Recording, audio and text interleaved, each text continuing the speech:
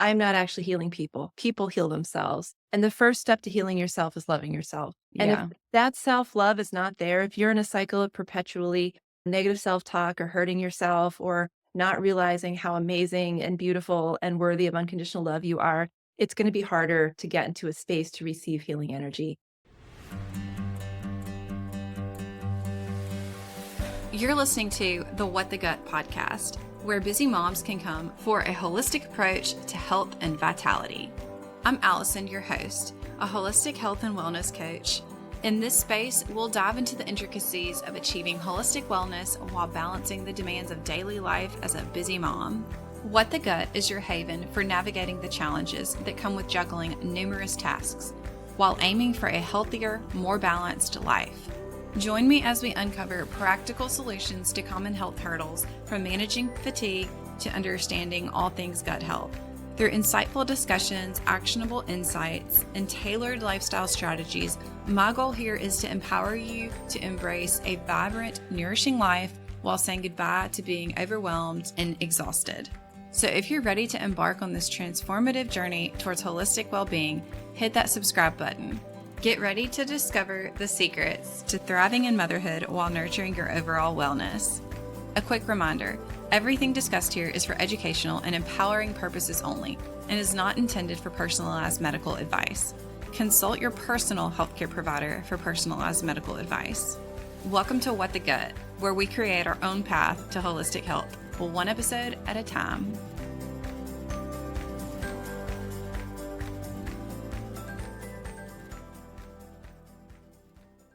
Welcome back to What the Gut, the show where we explore the deeper layers of healing.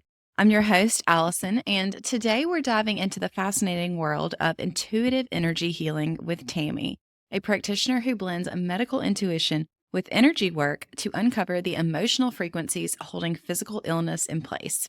Tammy's journey into this field was deeply personal. She had years of battling her own gut health challenges and navigating her children's severe digestive issues, which led her to discover the hidden pattern behind chronic illness. Through energy healing, she helps clients release toxic imprints of fear, sadness, and unworthiness, opening the door to healing on every level. In this episode, we'll explore what drew Tammy to intuitive energy healing, the most common reasons clients seek her help, and the transformative shifts that happen after a session. If you have ever felt like your health struggles go beyond the physical, this conversation is one for you to listen to.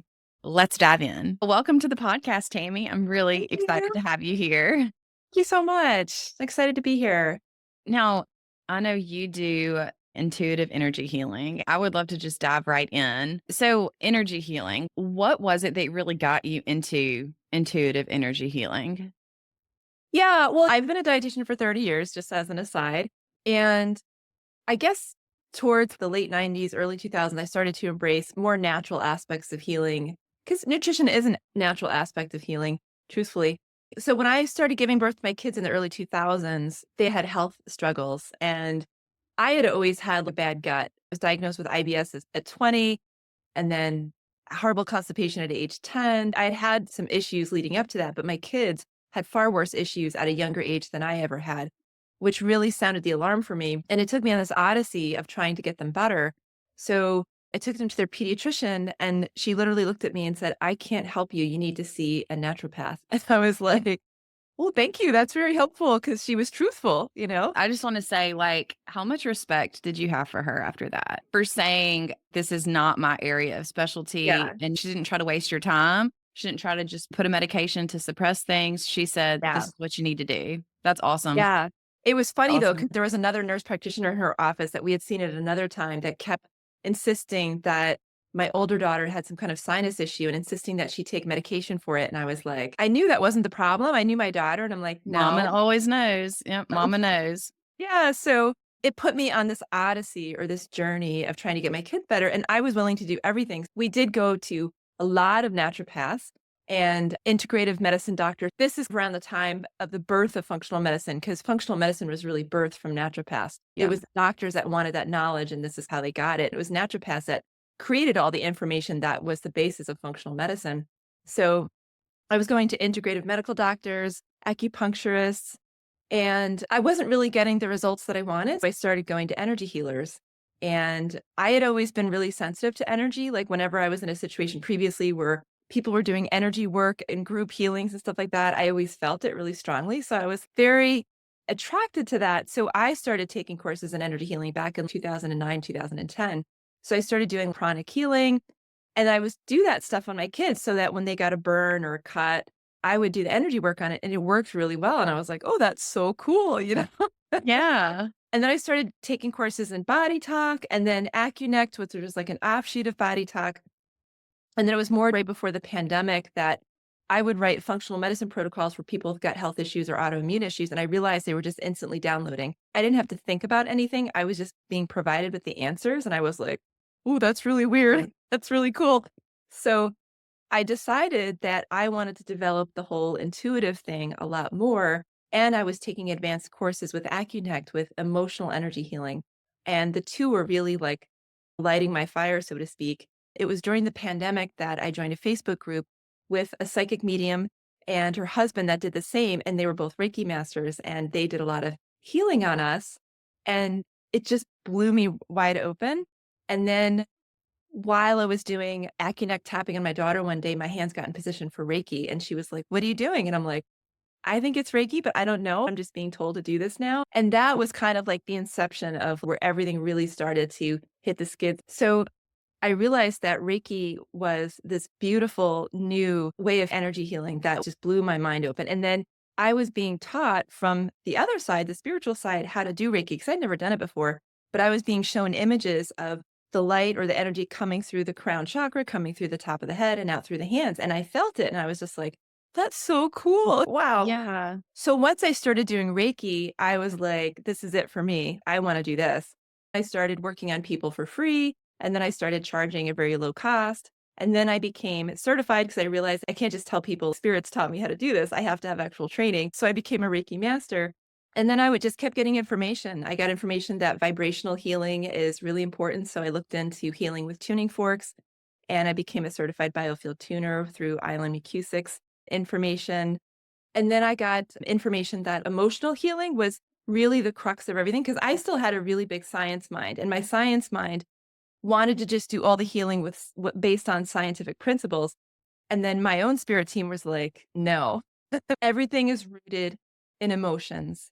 And I had to change my whole way of thinking to adopt that way of thinking. So I read the emotion code book and I downloaded the chart and I had somebody teach me how to do it and I started doing that. And it just kind of evolved and it's still evolving. I'm always being taught new things. I'm always asking to be shown new things. I'm always trying to up level, but it's been really powerful. Yeah. I've spoken to a few other people who do work similar to this, like in energy healing. And I think it takes a special person. I don't think that everybody could just do that. I think Yeah. that it's a gift. Some people are gifted with this and that, but I think some people are gifted with the ability to be energy healers. And for people who aren't sure really what that is, how would you describe that to them? Yeah, well, we're all made up of energy. It's just that the human body made of flesh and bones is much denser energy put together. Those atoms are much more dense, but all around us, there's energy. So Yeah. you can impact the energetic field of your dense body just by manipulating the energetic field around them. So it's about manipulating the atoms and the quarks and all that stuff in the field around them. And there's also quantum healing, which is healing from a distance, which is also really wild because that works too. And it's all about having the attention and intention. So supposedly, when you see a cell in an atom and you have protons, neutrons, and electrons in an atom, all the scientific work that's been done on this is now being challenged or questioned because it's been noticed that an electron only spins if you pay attention to it. So it's all about putting our attention to things and having the intention of healing. So when I work on people remotely, I greet them as if they're coming into my space. I have them on Zoom, but I greet Yeah. them as they're coming in, laying on my table. And for all intents and purposes, they're there right with me on that table. They're there physically. So there's no real change whether it's in person or a distance, but that's the concept is that you're impacting those that finite etheric field that you can't see just by Yeah. having attention and intention. I think it's really interesting too how you pointed out that like electrons specifically, unless we're paying attention to them, they're not spinning and rotating. And those are the ones that are negatively charged. Yeah, right. I'm like, okay, wait, this is really cool. Oh my goodness. So, what are some of the most common reasons that clients do come to see you? I still love working with gut health clients. I absolutely do because I have developed a technique that will help people poop better. Okay, So let's hear a I little bit come from about a it. long lineage of constipated people, so pooping better is in this household purview. Like we all want to poop better. Yeah. So when I'm working on people that are constipated, for example, I look at their livers, I look at their gallbladders because it's all about not having enough bile in many cases. So I'm looking at the gallbladder and I'm asking my guides, what is causing the sluggishness or what's causing the constipation? Is it bile? Okay, if it's bile, if there's not enough being secreted, why is that? Is there some kind of gunky obstruction or energetic obstruction in the bile acid duct between the liver and the gallbladder? Is it something in the liver? Is the liver sluggish? Because pooping good is all about having not only good bile, but having good enzymes secreted from the pancreas, good hydrochloric acid working in the stomach, which the liver really negotiates all of those processes from afar. So I want to see if the liver is kind of gunky. What's making it gunky? Is it toxicity? If it's toxicity, is it heavy metals? Is it chemicals? Is it something else? Is there mold? Are there parasites? Which is common, but you know, parasites used to be like this huge thing like candida, like, oh my God, you have parasites and that's your whole problem. And I went down that road too. They're there for a reason. The body is so smart that it will enact a bunch of homeostatic mechanisms to offset an imbalance. So if somebody's high in heavy metals, for example, they might have high candida and parasites just to offset, soak up some of those metals. So I'm looking Yeah. at all of those things in the body and then I do energy healing on it. So if somebody's constipated, I'll look to see, I'll ask my guides to show me their large intestine. And so I see all the stool in their large intestine. And then I began to focus intently on bringing a waterfall into that large intestine to moisturize. And then I do a series of commands to release and remove any energy that is obstructing optimal hydration of the stool or that is obstructing optimal motility. So I'm looking at hydration, I'm looking at motility, I'm looking at what other energies are at play, whether it's toxicity, bad bacteria. If there's unhelpful bacteria, they can be methane producing, that can slow down motility. And if there's bad bacteria, I'm looking at where are they and what's resonating with them. So I'm looking all the energies that are resonating with bad bacteria. Usually, or I should say most often, it comes off as like a sense of powerlessness, low self-esteem, not good enough, feelings that you're a loser, things like that. And it's not Mhm. like that originated with you or you are those things. It can be inherited, or you could have picked it up when you were 4 years old because somebody made you feel really bad. But those Right. energies can be hanging out, resonating with toxicity, resonating with bad bacteria.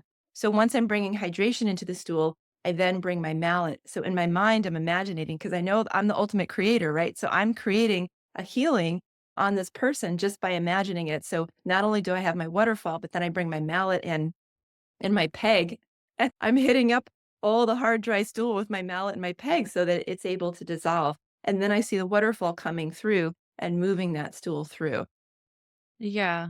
That's so interesting. And, if you think about it, just like the sympathetic nervous system versus parasympathetic, like when we are resting and our body can be in the state of not so much concentrated energy, like being tense. I'm visually thinking about all of this movement and being tense. If you're not relaxing, you're not going to be able to go to the bathroom. Like it's Yeah, just that's a all, big thing. yeah. And I was thinking about it earlier too, because I was like, gosh, I'm tired today. Why am I so tired today? And then I was like, well, Allison, you haven't done a lot today. I've been sitting at my computer. I didn't work out yet today. And I was like, I'm not doing anything to give myself the energy. So I'm not going to have it. So it's very interesting how all of that works. It's so true. I mean, just stress in and of itself will inhibit hydrochloric acid secretion. So you can literally be stressed at dinner and get bloated because you're not properly secreting hydrochloric acid. And that is putting you in that sympathetic state, which is no bueno, right? Not Yeah. good. So Yeah. everyone in a session with me, the first thing I do is relax the heck out of them. Yeah, yeah. So if you're seeing somebody virtually, for our listeners, just Take us through an example of a session. Yeah, so I greet them as if they're actually coming into my room here. I have them lay down on my table. I also have them on Zoom so I can see them and talk to them. Before I meet with them, I do an intuitive intake and I ask their permission beforehand. But basically, I'm getting kind of a plan of what issues that we want to focus on, a roadmap, if you will, of the session. So I might already know that there's some toxicity and or bad bacteria. There might be a root emotional frequency that it's blasting in their system that needs to be addressed. Maybe there's icky energy and we do a shamanic release, but I already have a roadmap of the things that might be affecting them. I also look into what foods they might be sensitive to, what foods might be better for them to focus on, what nutrients might be helpful for their body at this time. Maybe they need a little bit more vitamin D, maybe they need a little bit more B12, something like that. So I have all that information, which is sent to them after the session. But when we begin the session, I have them lie down in their space. If they can, lying down is better. I have them remove all EMF enabled devices like watches, things like that. And then I begin with a guided meditation. So I'm using my Okay. Schumann forks, which elicit the Earth's grounding frequency. That is better in person, I will say. But Yeah. forks do work over a distance. So I am doing a Schumann fork meditation with them initially, and then they're getting into a theta state in their brain where they can relax. I don't give them a choice. I have had people that are so high strung and so chaotic and such a high state of panic that they can't relax no matter what I do. And those people, they need a little something physical, maybe like an herbal blend to chill them out a little bit Yeah. because Or working with them in person might be better. working with them in person, you need to be in a calm state to heal, just like digest, rest and digest. Yeah. You need to be in that calm state to heal. And like the state of being able to accept what's coming to you. Yes, Yeah. absolutely. So with the sessions, what outcomes do you see people have after they have a session with you? Like you said, it's all about being ready, willing, and able to accept. So there are cases where energy healing is, I would say, some people don't feel anything, and it's really person specific. So if somebody has something subconsciously to gain by being sick, there's going to be some energy that's holding on to it. Maybe they get attention for it, or you Yeah. know, they get love from it. So if there's a subconscious cord to that illness, it's going to be harder for them to let it go. If there's a high toxicity load, it's going to be harder for them to heal. That road is going to be much longer. So these are circumstances where they are in competition with me on some subconscious level. It's not going to work. If they feel that they're better than me or more educated or something than me, and that's another form of competition, it's not going to work. So, most common, what I see people experience is they feel lighter. They feel way more zen, at peace. It lowers their anxiety. And in teenagers, it lowers their anxiety and it helps them to just deal with stress in a much more fluid and flexible way, which is really helpful and awesome. And then they often report more energy, better bowel movements, better sleep. So these are the endpoints that I really love to hear about because it's so meaningful for many people to have those outcomes. Yeah.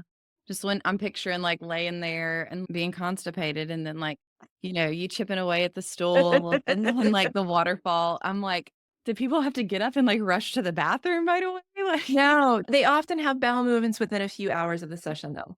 that's wild though. Yeah. Some people, though, there's some kind of physical anomaly. Like you have to look at the reasons for constipation.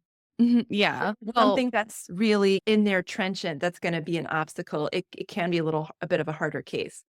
but I think using this energy healing as a tool along with the right diet and other treatment modalities is just an awesome thing for It is sure. so crazy awesome, even with diarrhea.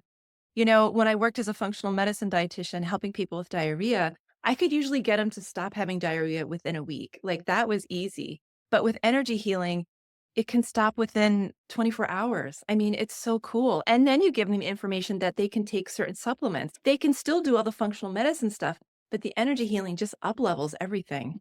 Yeah, that's so interesting. Now, with your kids, I'm curious. I know that they had health issues going on and you use this energy healing on them.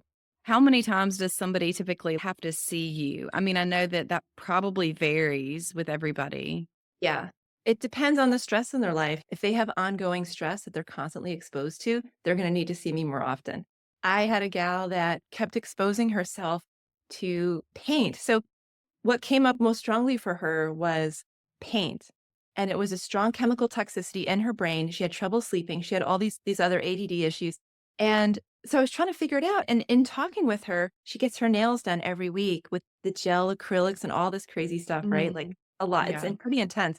When I asked my guides, they were like, ding, ding, ding, ding, ding. Like it was nail paint. So when I had the session with her, she had some really good shifts afterward. But then she told me for a follow-up session, she's like, I have to keep getting my nails done. She's like, I just have to do it. And I'm like, it's your life. So I generally tell people that follow up in 3 weeks is good. For some people that are really in a bad place, weekly is good. But I really want to see people done within like 3 sessions, honestly.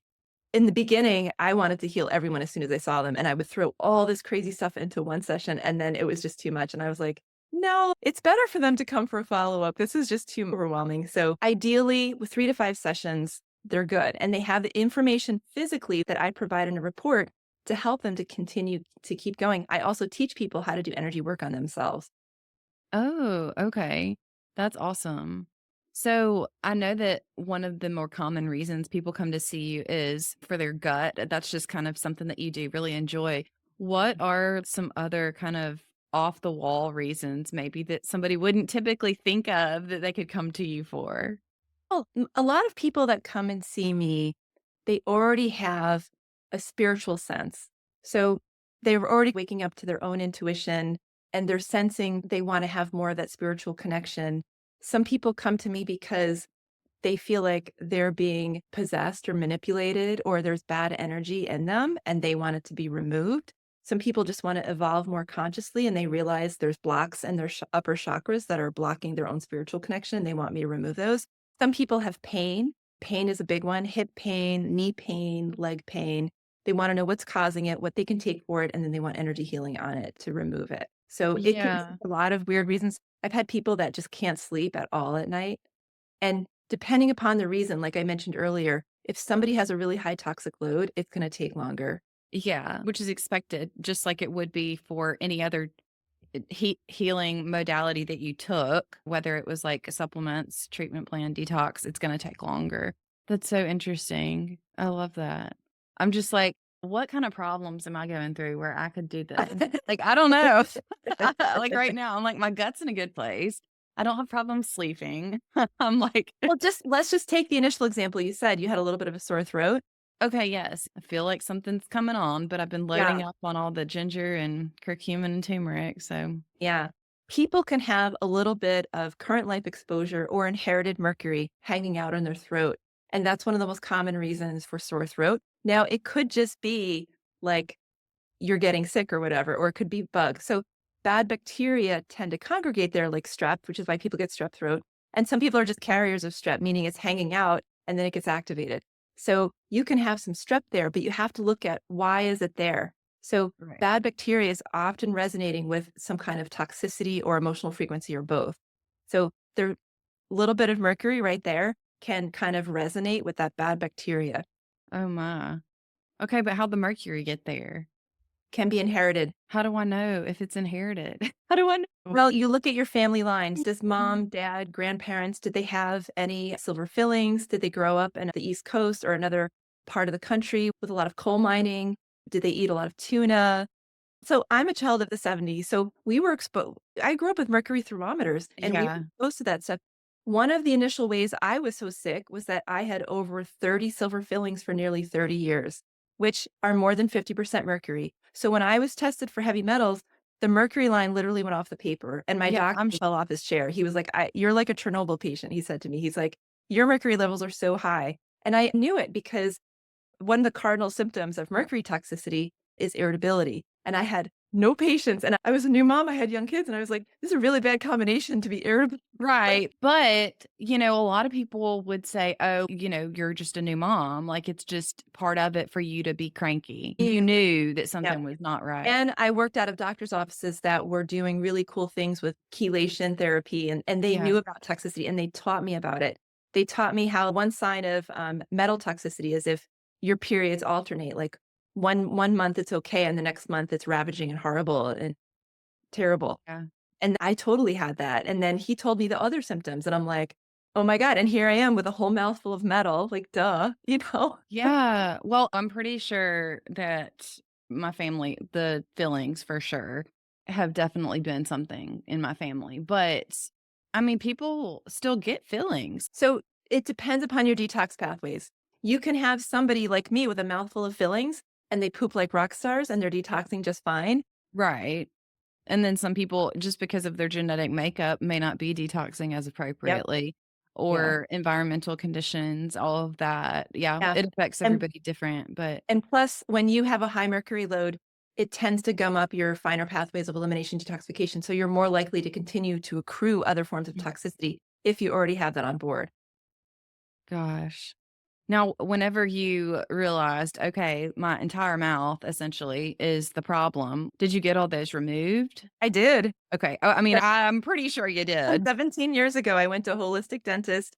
They followed the IAT protocol, which is now I think called Smile or something. They changed the name of it. Put a rubber dam in my mouth. They put an oxygen mask on. They did all these things to protect me. They took out all of that mercury, and it was scary because I had so much of it in my mouth that literally when they took it out, I had mere wisps of tooth left. My whole mouth was metal, Yeah. and they just filled it in with porcelain. So I Yeah. still go to a holistic dentist. Oh, yeah, I do too, and my children do too, since I've definitely become more aware of all of this for sure. Mhm. But even removing mercury fillings, though, you've got to make sure you go to the right kind of dentist to have that removed because just the removal process can be really dangerous. So, Absolutely, and I tell people that all the time because even me in my 20s, by that time, I had already had fillings that were 15 years old, and because I got them at such a young age, and I would go to a regular dentist, and he'd be like, "Oh, this filling is cracked and old, let's just pop it out," and I was like, "Okay." you don't know. Yeah. Oh my goodness.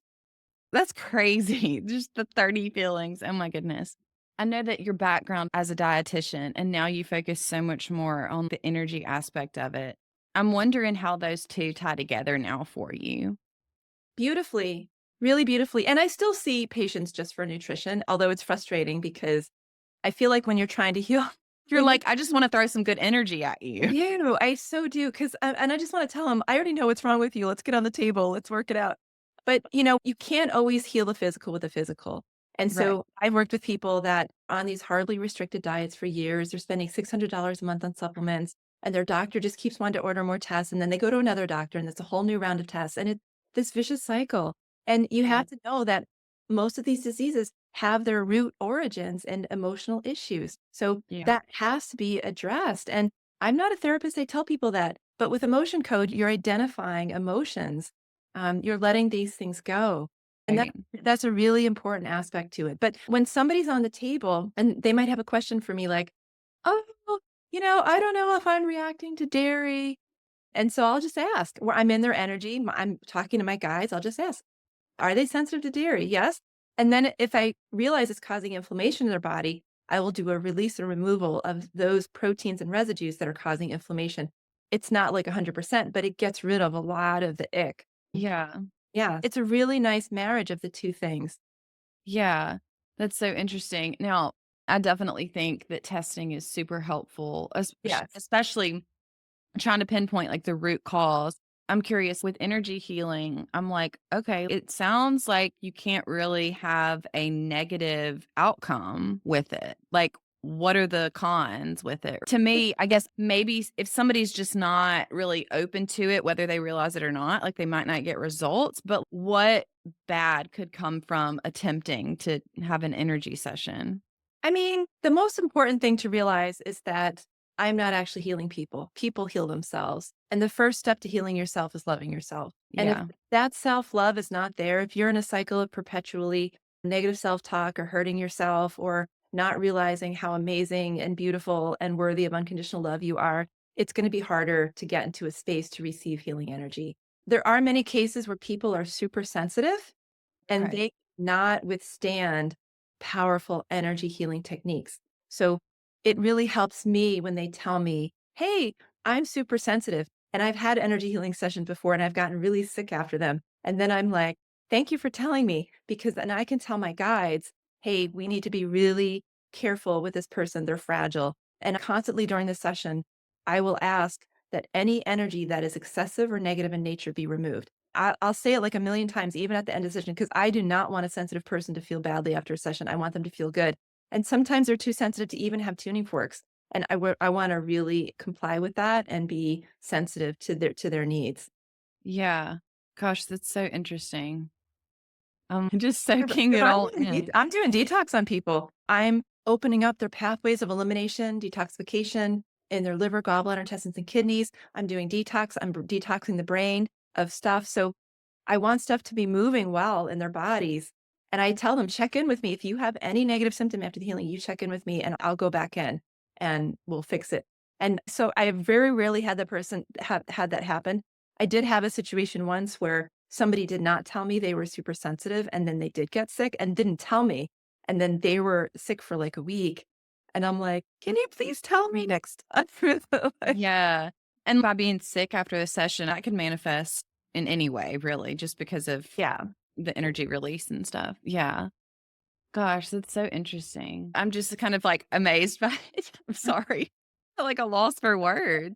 But do you ever have people who come to you who are just like, I don't feel like myself. Can you help me figure out what's wrong? Oh, Or yeah. I Yep. can't lose weight. Can you tell Oh, me yeah. why? Yeah. Yeah. And Interesting. that though, I love those questions. I love enigmas. The more complex the puzzle, the more challenged I am, and I love to be challenged. I mean, I wanna know what's going on. I wanna know what will help you to feel better.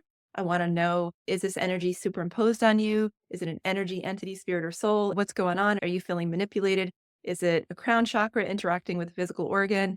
You know, what's happening in your body? Do you have some kind of freaky metabolism? I had a woman who couldn't sleep at night since she was 6 years old, and she was 60 at the time.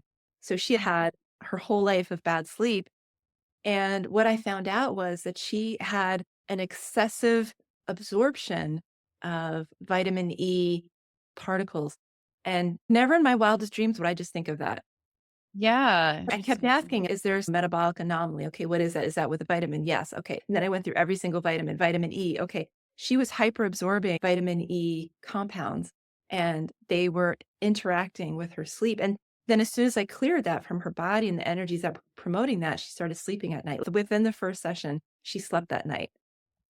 That's wild. It was crazy because I was like, well, I don't know where that came from, but I'm glad it came out. Yeah.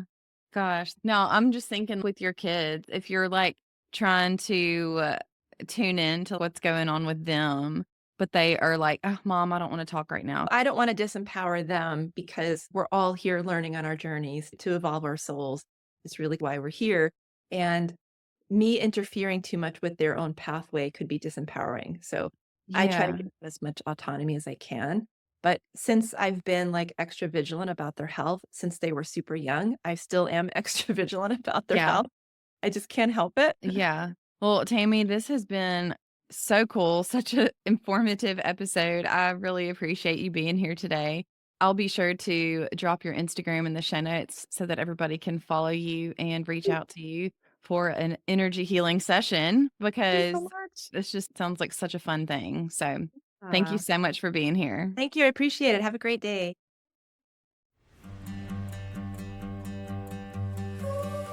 Thank you for being a part of my journey on What the Gut podcast. For a deeper dive into today's topics, head over to allisonandwellness.com/whatthegut or find the detailed show notes linked below.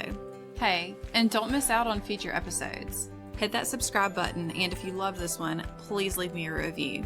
Let's keep the conversation going over on Instagram. Connect with me and stay updated and engaged with my awesome community. Plus, share these valuable insights with your tribe. They deserve to feel as amazing as you do.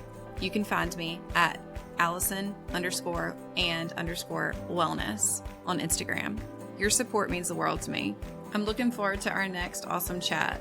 But until then, stay curious, don't drink too much coffee, keep the vibrant energy flowing, and take care of your gut.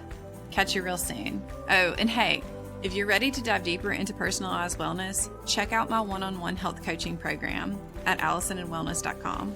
Let's make your journey to holistic health truly transformative.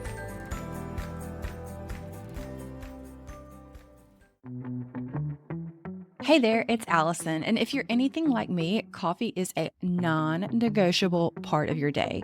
But did you know that most coffee is loaded with mold, toxins, and pesticides that could be messing up your gut and hormones?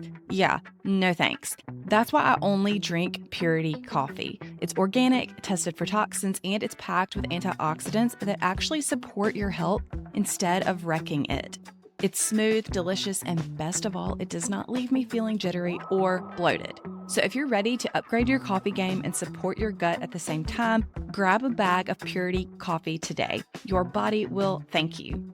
Oh, and because you are part of the What the Gut family, I've got a special link just for you. Just head to puritycoffee.com and use code AllisonGetsWell for 20% off your first order.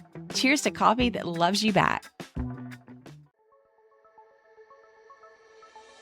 Hey friend, let's talk about something real. Bloating, stomach pain, and fatigue. You do not have to live like this. I know because I was there too. I was frustrated, exhausted, and trying everything, but still felt miserable. And that's exactly why I created my Get Well one-on-one gut health coaching program to help women like you finally get to the root cause of your symptoms, heal your gut, and feel like yourself again. No more guessing, no more Band-Aid fixes, just real, sustainable solutions tailored to your body. So if you're ready to ditch the bloating, boost your energy, and actually enjoy food without discomfort, let's do this together. Head to AllisonGetsWell.com or reach out to me on Instagram at AllisonGetsWell to learn more and apply today. Because you deserve to feel good in your body every single day.